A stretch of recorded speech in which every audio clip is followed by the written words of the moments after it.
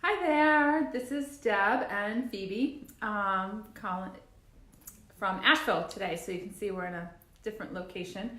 I am Deb Oraz. I am a board certified and licensed clinical nutritionist, and I help my clients to lose weight, to regain energy, and to prevent chronic disease. And we do this through adopting personalized nutrition care plans, which include diet and lifestyle changes, herbs, and sometimes supplements. And each plan is personalized to that particular client's needs and background. But today, what I wanted to talk about was expert advice on how to triumph over sugar addiction. So this is a popular topic. I just ran a healthy eating online series, and the number one thing that people were posting in there is confessions of being a sugar addict. And trust me, I completely understand this myself. I am a sugar addict as well. I love sugar, and it's been a hard journey. I was doing yoga and all of this holistic health, and yet at the same time, I'd go home and be eating a bunch of chocolate chip cookies and realizing that it was not helping this journey that I had towards wholeness and healing, and I really wasn't feeling well. But I didn't know how to kick the sugar habit, and it was always calling to me. It is truly an addictive substance, and it does hit the dopamine receptors in our brain. And there's been studies done with rats where the rats that were addicted to sugar and to cocaine would prefer sugar. So it's a reality. You're not imagining this, that this is a hard habit to kick and that there is an addiction there. And like any addiction, I think that it can detract from our life. And so for me, and for many people, right, it creates mood swings from the ups and downs of the sugar high and low. You feel less grounded. It can exacerbate depression. You also, skin problems, all sorts of things. So I think that, and thanks for joining in, Jen and Emily. This is a topic that a lot of people are thinking of. And honestly, like growing up, I was in a family of sugar addicts. So it's not uncommon. But like I said, I was going through all of the motions of trying to be healthy with my yoga and all different things I was doing, and realized that I'm not serving myself well, especially for one thing, trying to overcome depression by eating lots of sugar. And it was kind of along this point where I was contemplating on shifting my career from corporate to wellness at the same time. And so when I started looking at programs to do that would help to support my wellness career, and I decided to go back to school for nutrition. And a part of that was my own journey of wanting to find healing.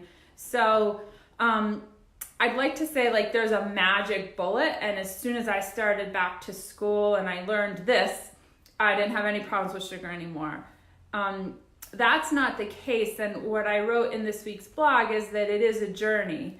I've learned a lot of tools along the way that have helped me to realize more what the effect of sugar is on my body and how I am feeling that and how it's manifesting itself, so that I'm much more aware.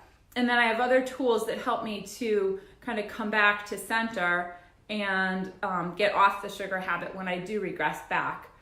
But that's one of the things I wanted to stress in the blog, is that it's a process and not perfection, right? So you start and you'll probably make slips back. That's kind of a model of change. The spiral model of change is that we may make slips back, but if we can slip back less frequently and for less duration each time we slip back, then that's progress.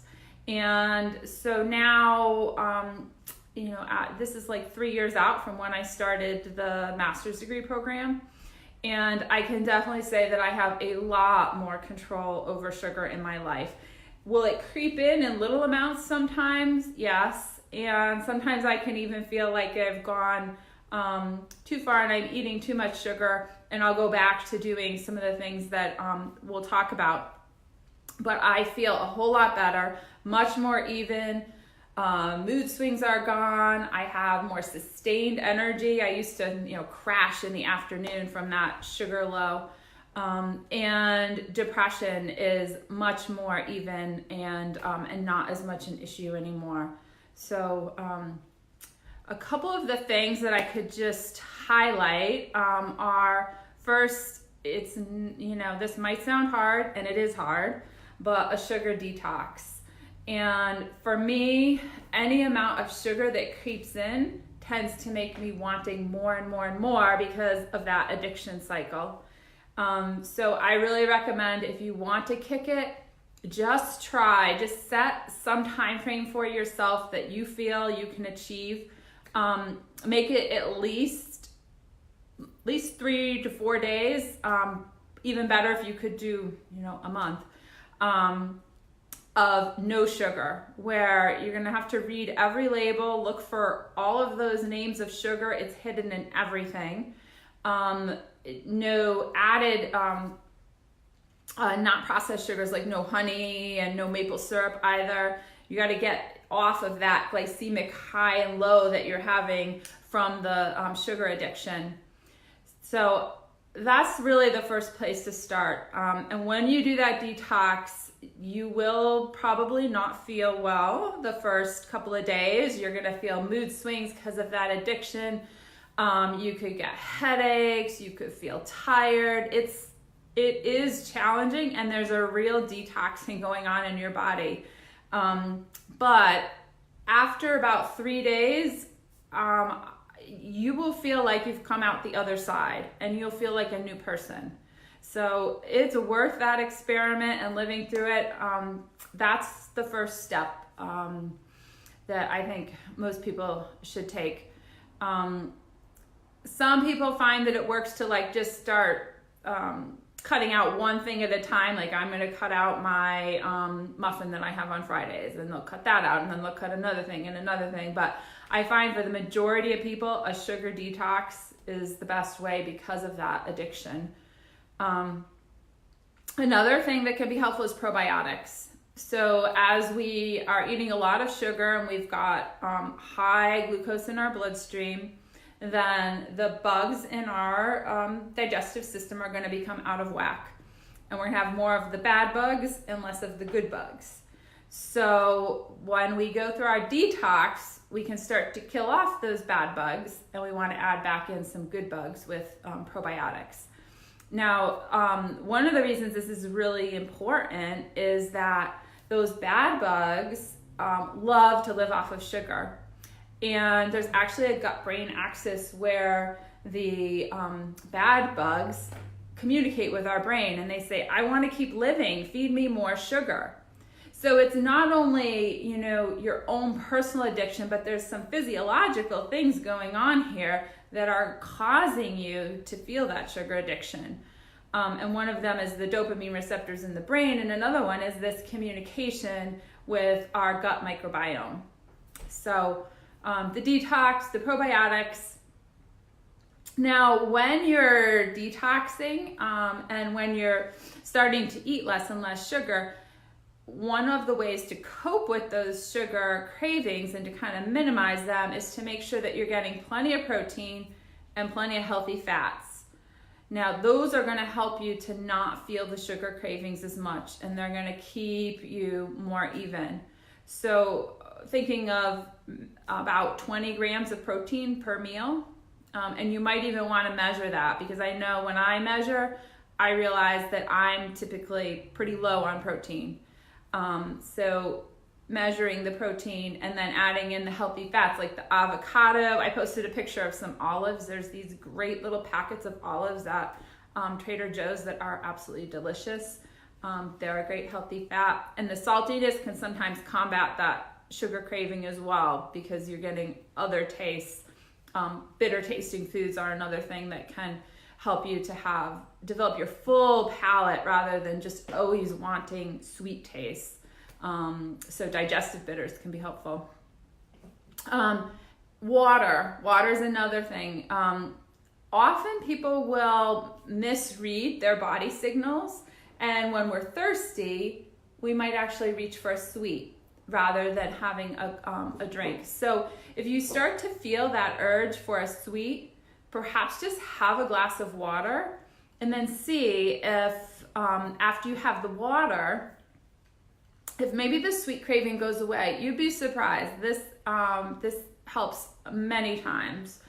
And part of it's that maybe we are confusing those signals in our body, and part of it's also that pause that we take, which leads me into the final topic that I was highlighting in the blog, which is intuitive eating.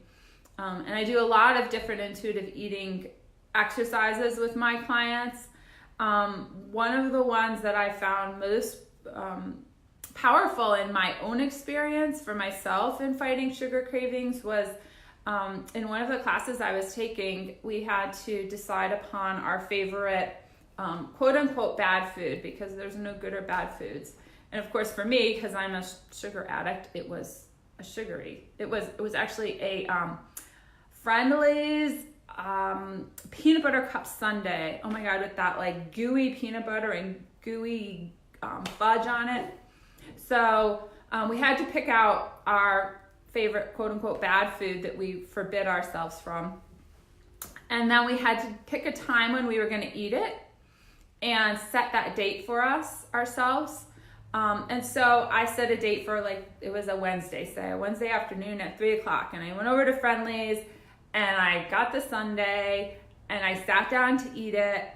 And we had to do a reflection on, what it felt like eating it, how it tasted, what our emotions were. It was very eye-opening when I made my forbidden food a must-do. It didn't taste as good anymore because it wasn't that reckless abandon of, I'm going to eat, to hell with it, I'm going to eat my sundae. I don't care about anything anymore. It was, I have to eat this sundae. So I just say that it's an interesting exercise to explore. And as you do more and more of these kind of intuitive eating exercises and getting in touch with what your body needs and what makes your body feel good, that can be really helpful. And that particular experiment for me was eye-opening to realize that when I took off that label and that reckless abandon, I didn't really want the sundae that much. So those are a few things. The detox, the sugar detox is key. Spending some time just eliminating all forms of sugar. I promise you, after those 3 days, you will feel like a different person. Thinking about probiotics, water, balancing out with plenty of protein and healthy fats, and then getting into exploring intuitive eating and what that means for you. So thank you for watching, and go ahead and jot down any questions and I'll be happy to answer them. So have a wonderful weekend. Bye now.